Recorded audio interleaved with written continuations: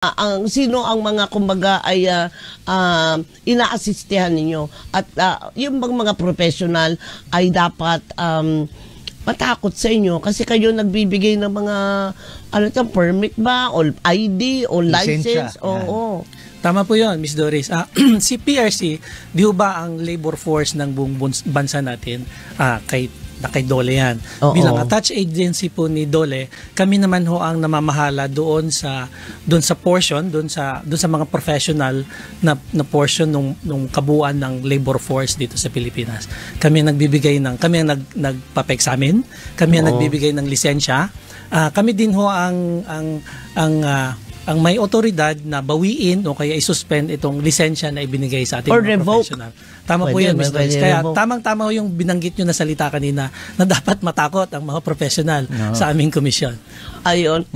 Baka dumoble ang kanilang kape, matakot daw sa Sinusugan ko lang yung salita ni Ms. Doris. Hindi naman para talaga matakot o manginig, kundi sumunod sa kung ano man ang polisiya na ibinababa ng PRC. Yan. Okay, ano ba, Ascom, ano ba ang mandato ng PRC? Paano ba kayo nakakatulong sa mga manggagawa?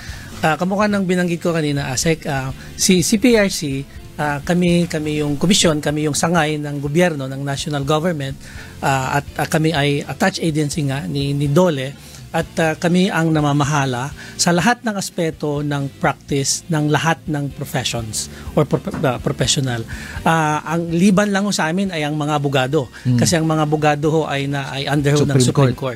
Pero magsimula ho sa mga doktor, sample po.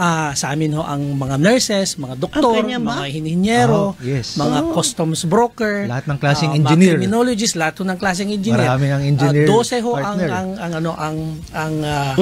ang engineering professions na napapaloob sa jurisdiction ng komisyon. Pero klaro lang natin, mga professional ito. So yung mga wag mo naman natin sabihin na ordinaryong manggagawa, yun laang ang mga pasok doon sa kumaga ay jurisdiction ninyo. Tama po, Miss Doris. Para po ma-classify sila na tama, sila yung nagtapos nung kinakailangan o yung prescribed na kurso. Ayun. So, baccalaureate degree ito, kadalasan. Sila yung pumasa ng licensure examination na ibinigay ni PRC at sila po yung na-issuehan ng lisensya ni PRC para mag-practice at sila din ho yung laging sila din ho yung meron sapat na kaalaman at competence to practice that profession. Teacher. Kasama din ho, Ms. Doris. Kasama pala.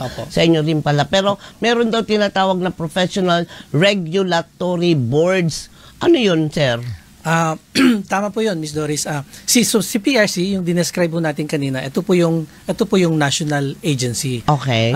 Very peculiar po ang configuration ng aming opisina kasi bukod doon sa ahensya na yon na attached agency ni Department of Labor, meron po kaming mga professional regulatory boards. Ito po ay in-establish para po through them magagawa ni PRC yung regulasyon ng practice ng profession. So, maganda ho siguro na mabanggit ko na for every profession, Miss Doris, Asekleng, meron silang sariling batas. Kunwari, ang mga doktor may sarili silang batas. Ang civil engineers may sariling batas. Ang mga teachers may sarilihong batas. At ang batas na ito o yung professional regulatory law, nandiyan ho lahat. Yung composition ng board, yung authority ng board, hanggang detalye na yung requirement para makakuha ang isang individual ng examination nasa batas ho yan.